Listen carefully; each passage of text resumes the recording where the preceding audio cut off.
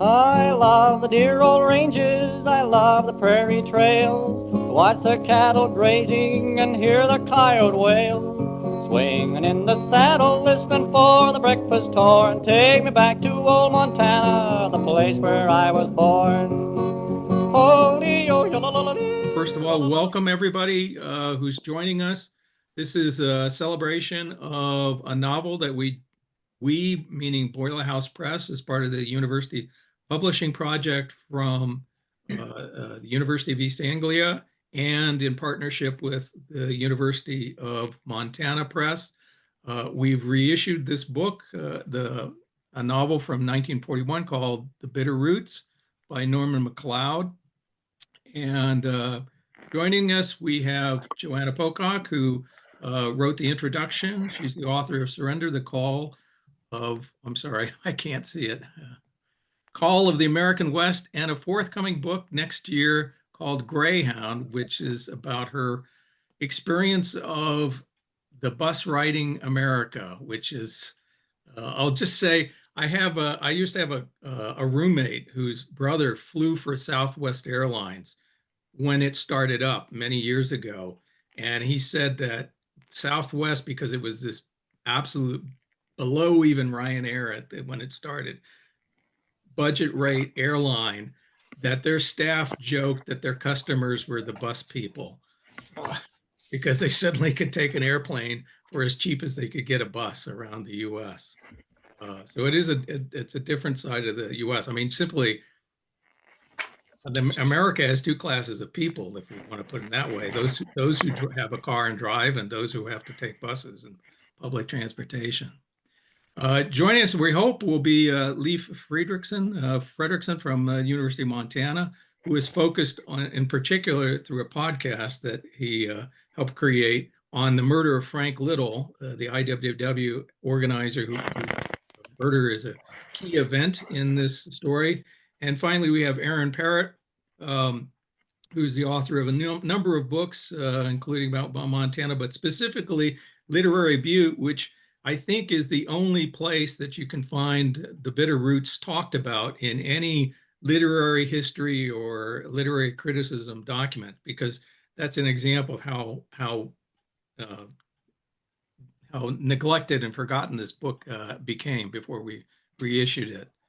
I want to start for a few minutes by talking about the Bitter Roots, and first of all, introduce it as part of the Recovered Books series that I edit for Boiler House Press. This has been a fantastic opportunity. My passion for many years has been discovering and writing about books that have fallen out of print, authors who have been forgotten. And actually, about 3 years ago now, we released our first book, Gentleman Overboard, which was a wonderful little novella from 1937 that came out, got good reviews, and then fell out of print and got forgotten. And this is The Bitter Roots is our 13th title with this series, and we have at least 4 to 5 a year lined up for the next couple of years, and we're hoping to keep going with it. And the focus is really on, for me, these are books that meet 3 criteria. Number one, they're good reads. They're interesting books. It's good writing. It's dynamic. It's good stories. Number two, it needs to be something that's been out of print for a significant amount of time, because that criterion tends to tie with the third criteria, which is it's something that needs to be re-injected into the literary history and critical discourse.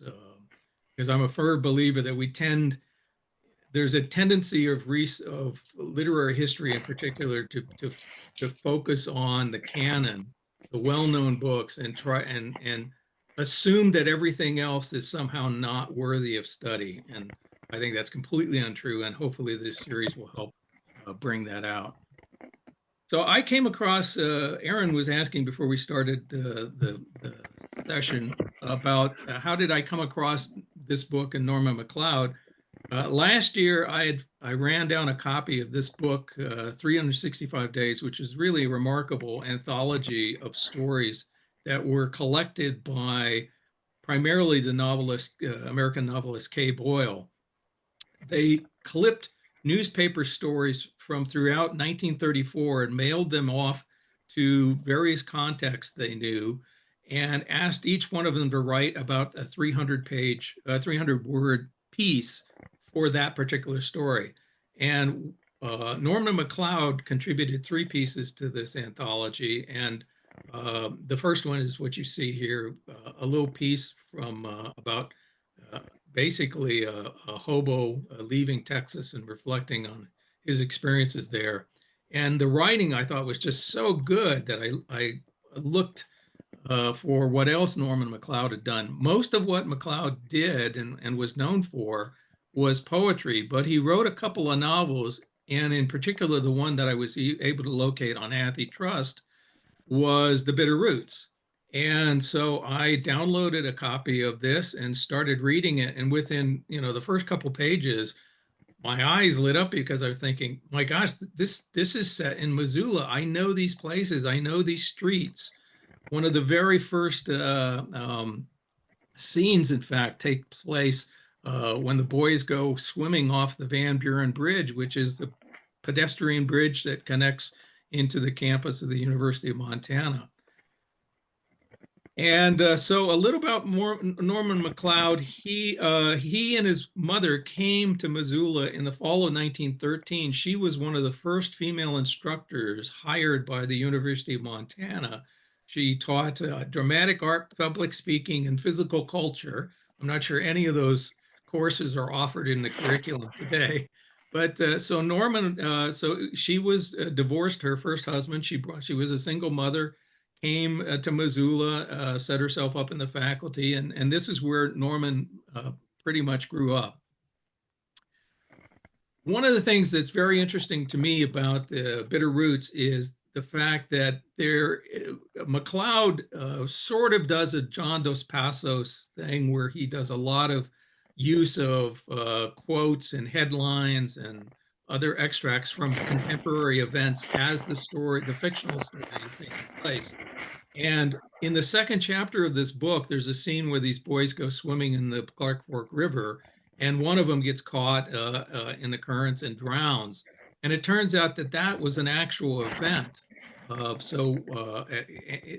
This is just an example. This happened in 1917. So one of the fascinating for me is not only because it's set in Missoula, but Macleod really embeds the story so strongly into the current events in both Missoula and Montana as a whole. And so we see things like in the period that's covered by the book, we have America's entry into World War I. The book opens essentially as that's happening. The troops from Fort Missoula deploying to go to France, young, slightly older young men that the prime character, Paulie, knows, join the army and go off to France. This also takes place against the backdrop of all of the labor violence that was going on, the organization, and particularly in Butte with the organization of miners. So the murder of Frank Little, which is what Leif Fredrickson's has a whole podcast about that story, is an event in the book. There's also miner strikes and the fact that the Army sent troops to Butte to try to suppress the strike.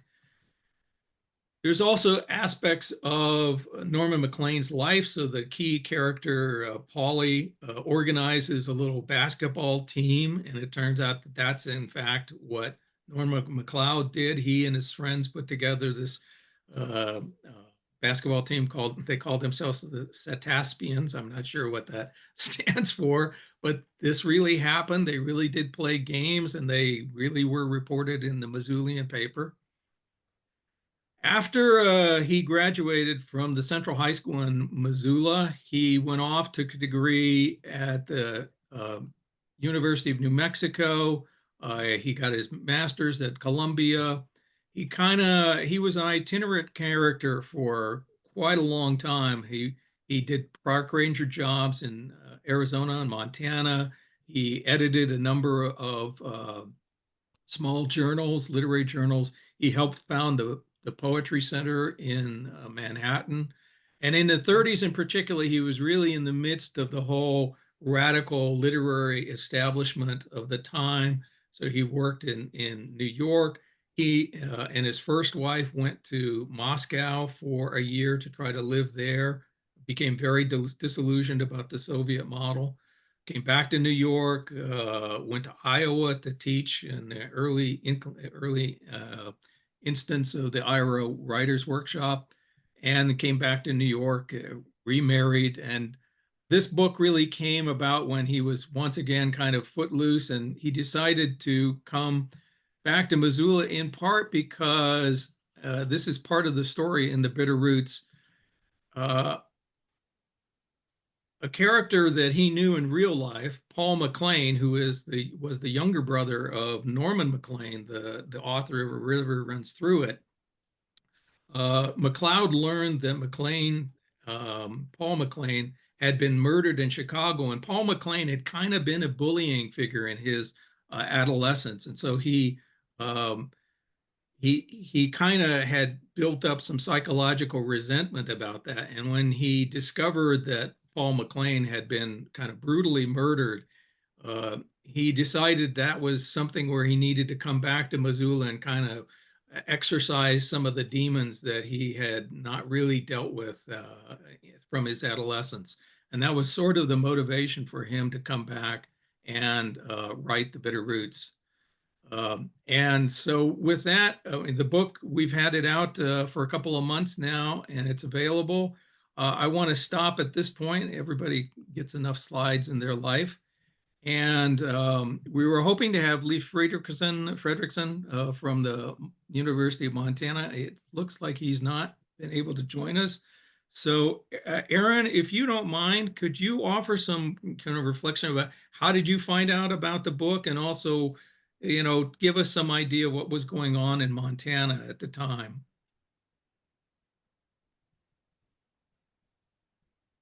You're on mute, I'm afraid.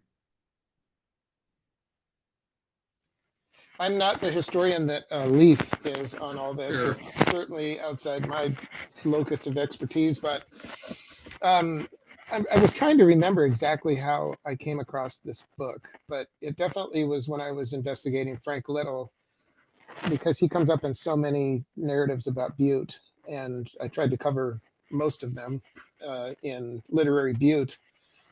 So, for example, Red Harvest, the Dashiell Hammett book, there's just a lot of narratives about Butte that focus on Frank Little, because he's a huge part of that labor history.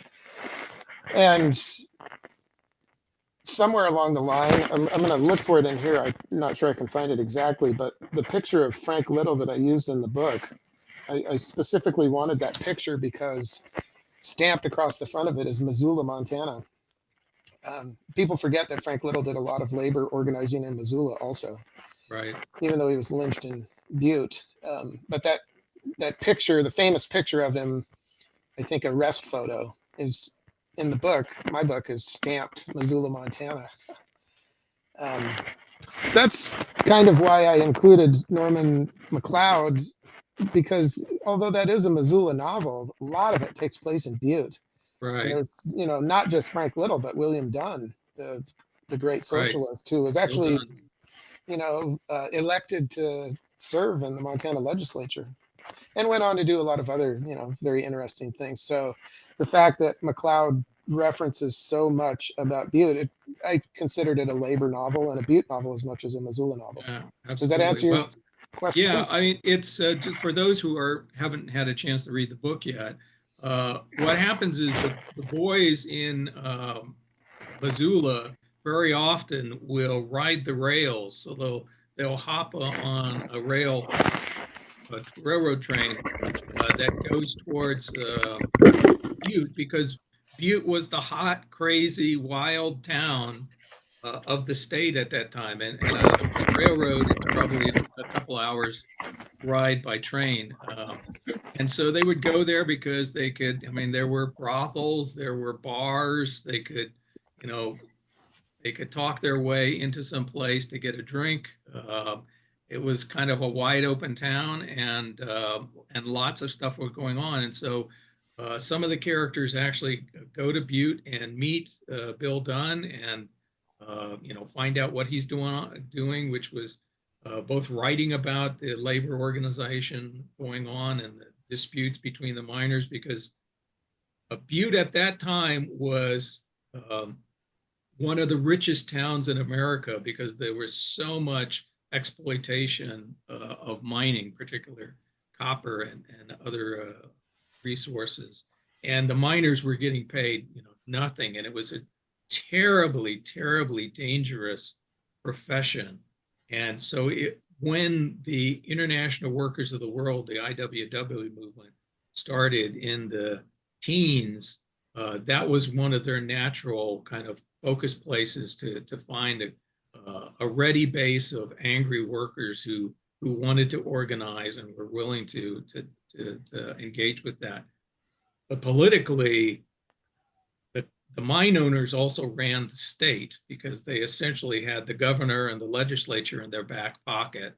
So in some ways, and I think Joanna may talk about this in a few minutes, that there are increasingly eerie parallels between the political and social situation that Norma McLean describes in Montana at that time and what we see starting to happen in America today with the abuse of oligarchical wealth, exploitation of the working class. Aaron, compared to the other books that you've seen about Butte, is there anything special about the Bitter Roots that you would want readers to know about?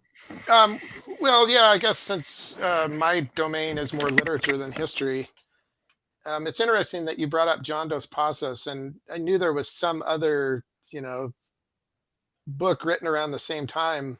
The USA trilogy uses Right. the headlines in the same way. But when I read The Bitterroots, cold, I didn't know anything about the guy, and I just picked up a copy of the book to see what it had to do with Butte. What it evoked for me was Studs Lonigan. Oh, I don't yeah. know if you're familiar with that, but James Farrell's trilogy. yeah, about Chicago that starts around the same time. I want to say it's 1910s through the Depression. Right. But the style is so similar. He must have been exposed to Farrell's writing, although I can't remember when Studs Lonigan came out. I want to say early 40s, but I think it was mid 50 or mid 30s, around 35. It might have been the first one, but yeah, Farrell, I mean, was such a prolific writer.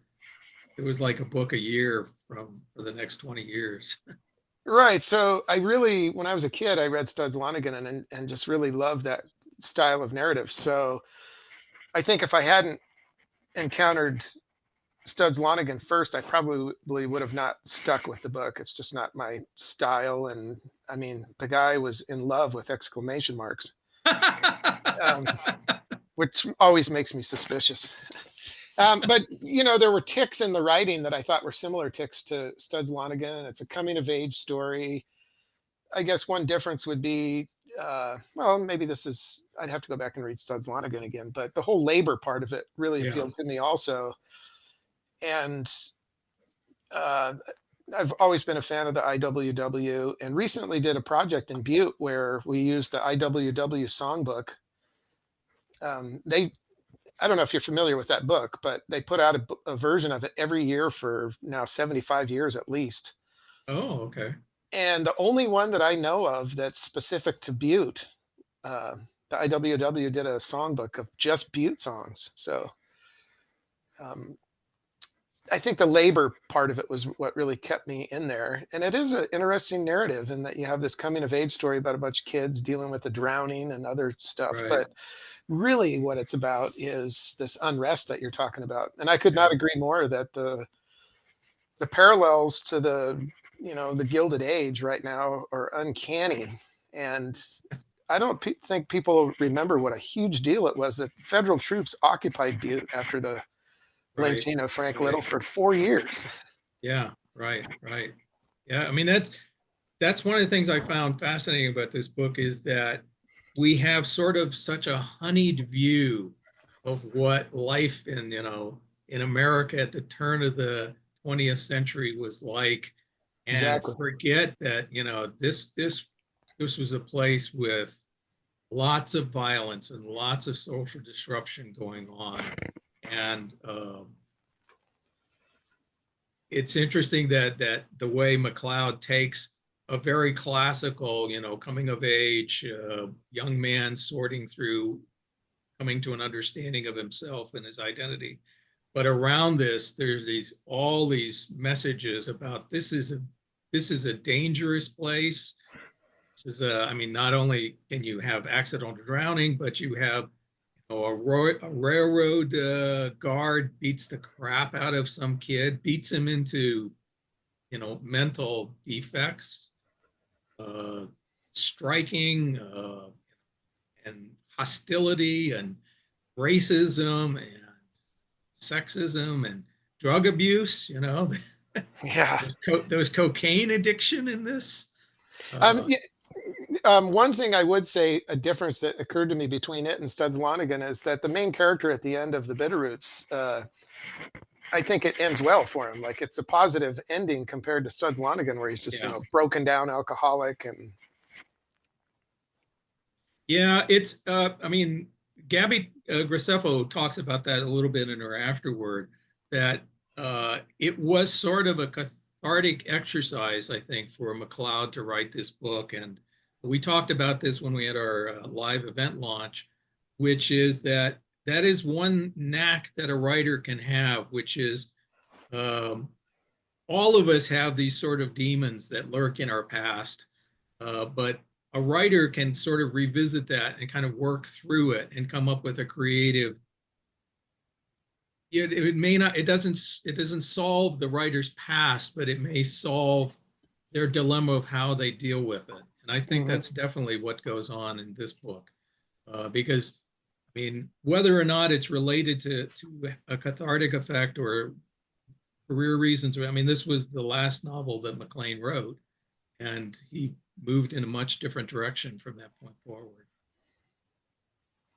I want to switch now, and Joanna, if you would take a few minutes, uh, let me introduce Joanna Pocock, who wrote the introduction, and I have to thank Joanna tremendously because we only knew each other through following on Twitter, and I reached out to her completely cold, knowing that she had written this wonderful book called Surrender, and knowing that she had Missoula ties.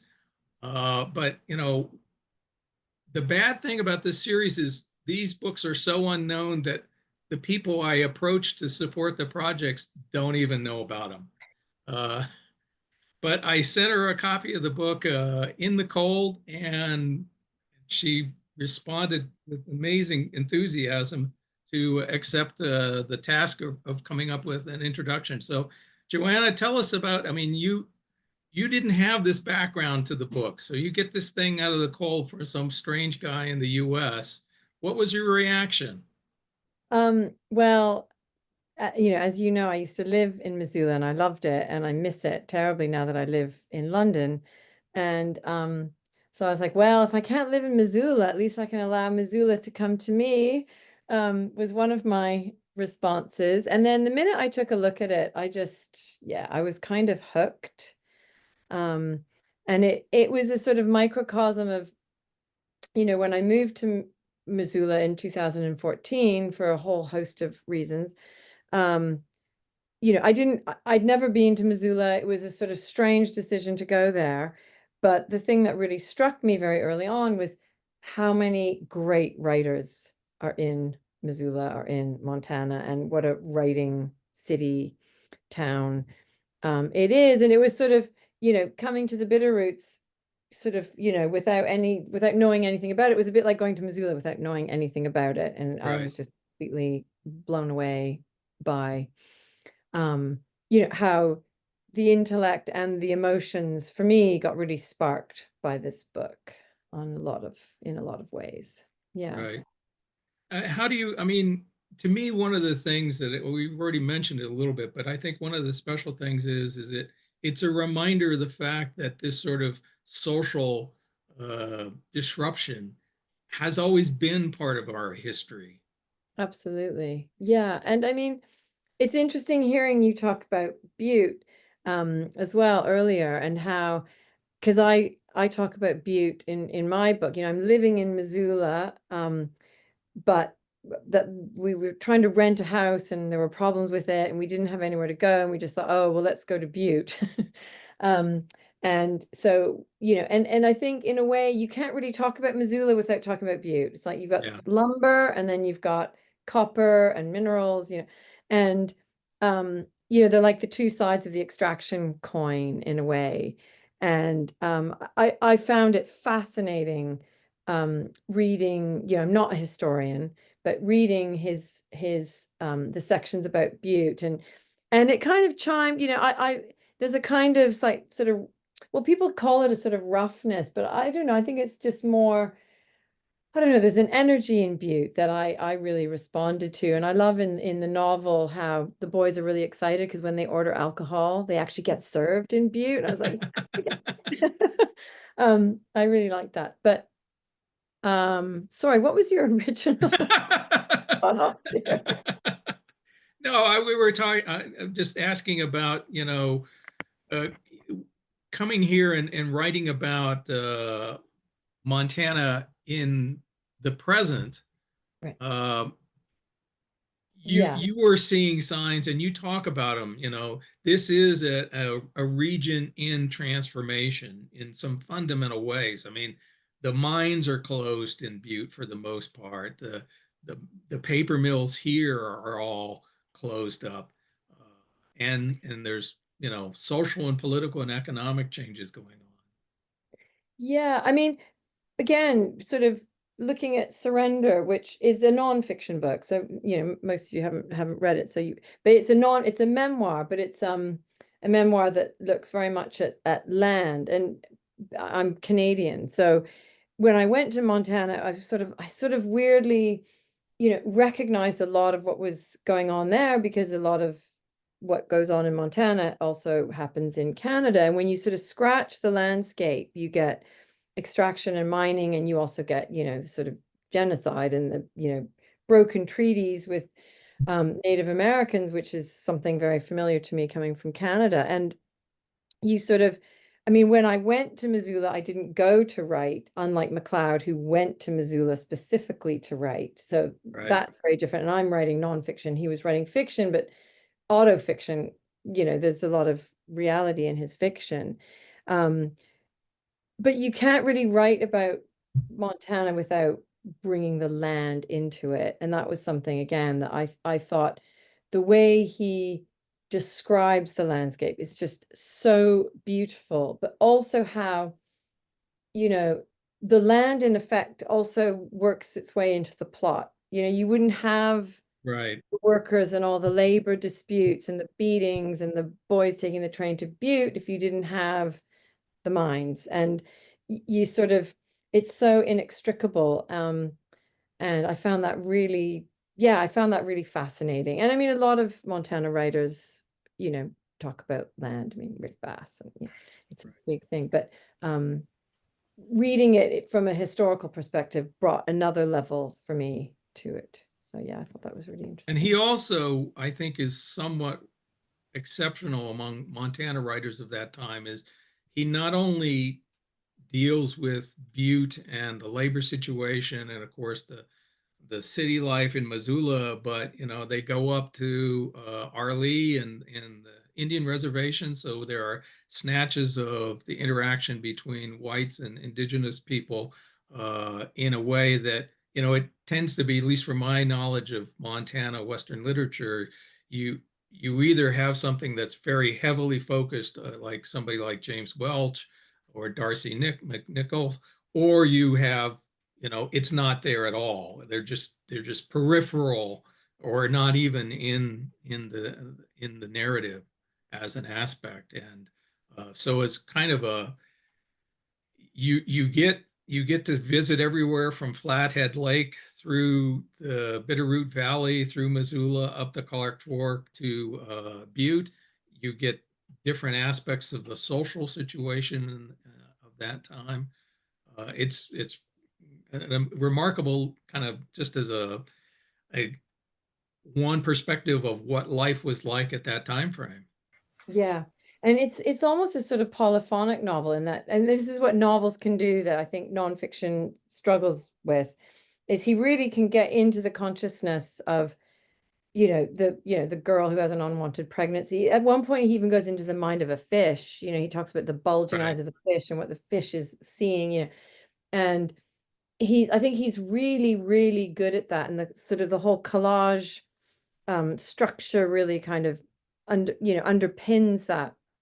And I guess that is something that, again, when I was living in Montana, and again, for those of you who haven't read Surrender, but I go around and I sort of I meet up with various subcultures, and one of the people, the sort of the heart of the book is sadly she died in 2022, but Venetia Medrano, who is a transgender nomadic rewilder who lived on horseback for 35 years. And when I went to see her, Eamon Bundy had just left Harney County after that whole standoff in Harney County over the Malheur, refuge. And the sort of militants, I go to a 3%ers picnic, and I'm trying to unpick, the mindset of these militants, and all that is still there,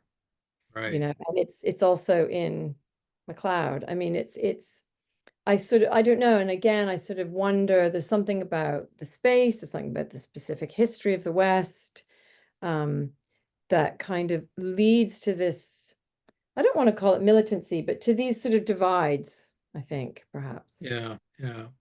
Well, not to get too far off, but it's been pointed out by many people other than myself, but particularly here in Montana, but even more in Idaho, you have the folks who buy a patch of land and essentially want to get away, and kind of the Western myth that I have my 40 acres and a mule, and I'm self-sustaining and all of that. But the ironic thing is, the only reason that they can assert ownership over any particular piece of land is that whole framework is recognized and reinforced through governmental oversight. So the same terrible government that they want to get off their back is the one that can say, yes, that actually is your property line, and you can consider it your own personal domain. And I think that sort of irony or hypocrisy is one thing that we don't see stressed enough. I mean, there are some things like I'm trying to think of the great history that was written about the water situation in California. His title escapes me at the time. Cadillac Desert. Cadillac Desert, absolutely, yeah. There are books like that, and to some extent, the Bitterroots kind of falls into that aspect of saying, it isn't all the honey-eyed little house on the prairie life on the Wild West. There's economic factors, there's social tensions, there's racial issues. It's just as messy and ugly as it might be in the crowded streets of New York City. No, absolutely. And I think Macleod brings in, but he does some interesting things, because it is very much about male violence. A lot of the book is about male violence. And yet, it's dedicated to his mother. And the very first words of the book are spoken by Jeanette Rankin. So, he's very it's not that he's constantly undermining himself, but again, this is something that I found when I was living in Missoula, is that there's the sort of the surface of things, and then when you look deeper, there's often something that almost sort of undermines it. And I'm trying, for instance, like sometimes when I would be talking to, people that maybe would be considered, on the right and perhaps militant, with sort of militant leanings, and yet they would say, oh yeah, I only eat organic food. I'm really anti-pesticides, because that's, or, Right. controlled, organized, corporate, anti-corporate, we're anti-corporate. And, I would often find these really interesting contrasts. And again, I think the sort of collage nature of the Bitterroots brings that out as well. You've got this incredible violence, and then you do have these sort of, not a lot, but there are some tender moments. Mm-hmm. Yeah. And I think Polly's kind of consciousness is a very tender consciousness. He's trying to work out his place in the world. He's trying to find a place for himself. And he can't really see it because there's war and there's grown-ups being horrible and there's, people in authority being horrible. And I think, in a funny, I think that's what writers do though, isn't it? So often they use their writing as a kind of way of sort of mapping the territory and finding where they can slot in creatively, but also just, because it's personal and it's political, the Right. Bitterroots. Right. And I really, I love it when fiction can do that. Right. And he, Paulie's story, I guess, parallels Macleod's in the sense that he was growing up in this environment. It was very much, the turn of the century, very classical, violent, strong, He-Man kind of culture. The characters he kind of imagines himself as the war hero or the heroic pilot. But that wasn't what Macleod himself wanted to be, and I think part of his itinerancy over the first couple decades of his adulthood were trying out models of, is this who I am, is this who I am? And I do think that writing this got him to a point.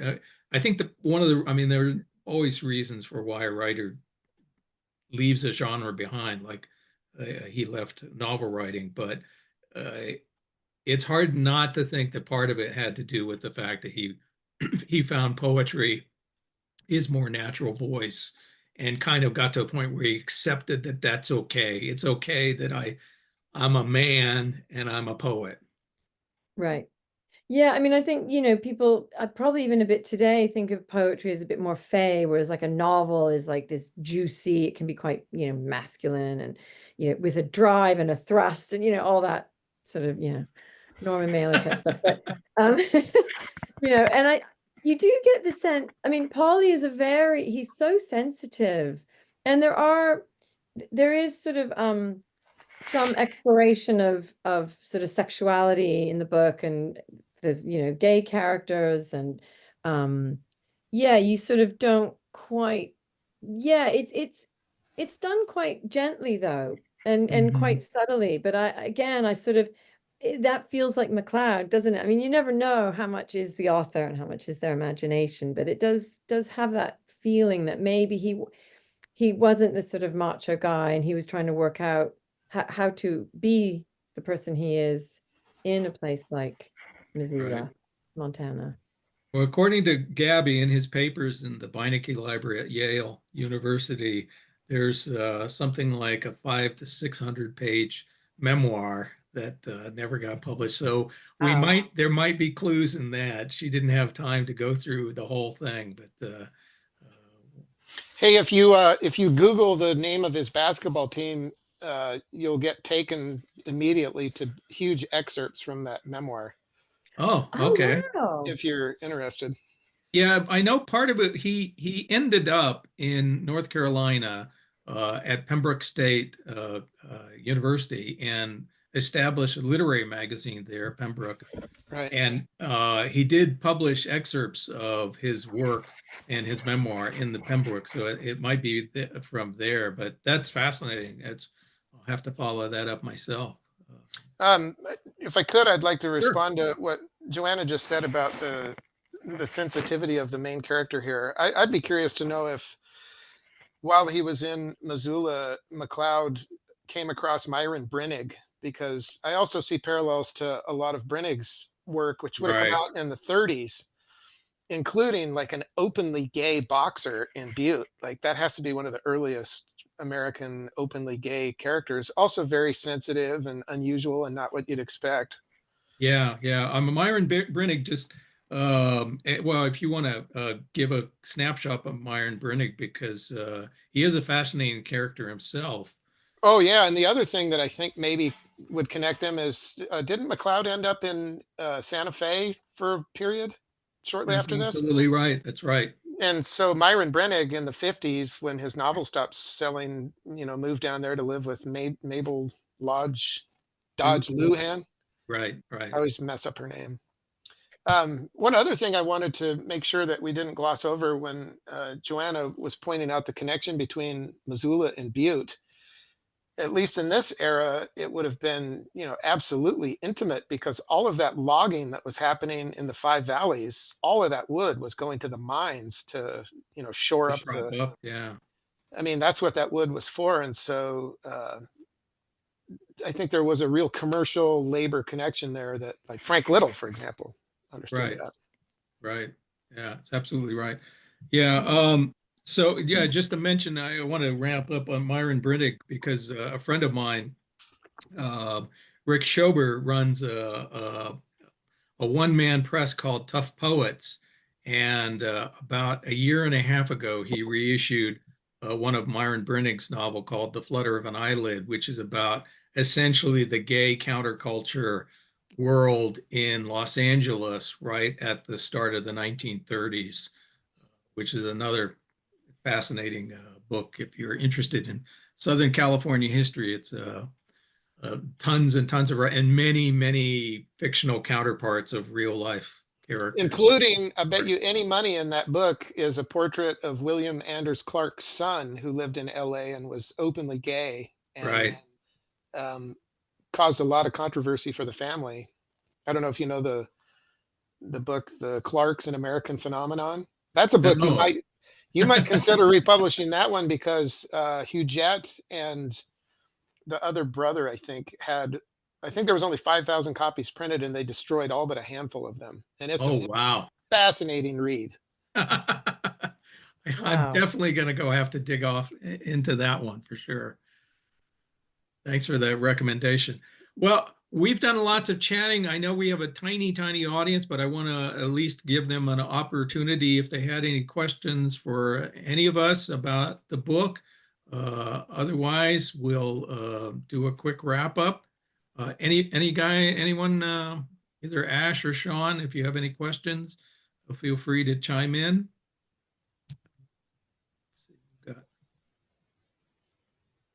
Okay. If not, thank you, Ash. Let me thank Aaron and Joanna for taking the time to connect, and Joanna for her wonderful contribution to this book. Kind of editorially, the approach I take with all of our recovered books is that we try to bridge both the general reader and the academic audience. So, as I said, these are books that are not just good to read, but also have a place of that needs to be recognized in literary history or as a critical work. And so, Joanna, you're voicing about the book for today's audience is really invaluable, and it was such a perfect fit. So I thank you so much for your Well, thank you. contribution. Aaron, thank you for participating. And let me say to anybody, if you're interested in Montana literature, I highly recommend Literary Butte. It's a wonderful and it's not an academic book. So it is a book that itself is a great read. Oh, thank you. And you will learn a lot about a Montana history and characters. And Aaron does talk a little bit about Norman Macleod's history after the Bitterroots, besides just the Butte aspects of the novel. And thank you two for getting this book back in print. Well, I hope it. Yeoman's work. I think it's it deserves a place on a shelf, and it didn't deserve to become as obscure as it was up to a couple of months ago. I agree. I agree.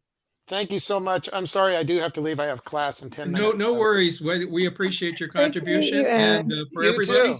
I hope you found this was worthwhile. Absolutely. Thanks for inviting me. And please, for those, the Bitter Roots is available now from Boiler House Press in the UK.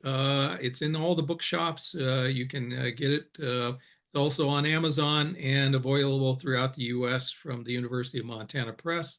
And as I mentioned, we hope to have further projects with the University of Montana Press and bring out some more forgotten Montana literature in future. So thank everybody for participating, and have a great day. Seems like it's saying, Montana, never go stay. Montana, never go away. Oh, Montana, don't you know you belong? Montana, here, Montana, shadows from the hills fall. Montana, all the whippoorwills call. Montana, don't you know you belong? Montana, here. Night, when the stars are so bright, when the moon is so white, hear that call again. Montana, say you'll never go.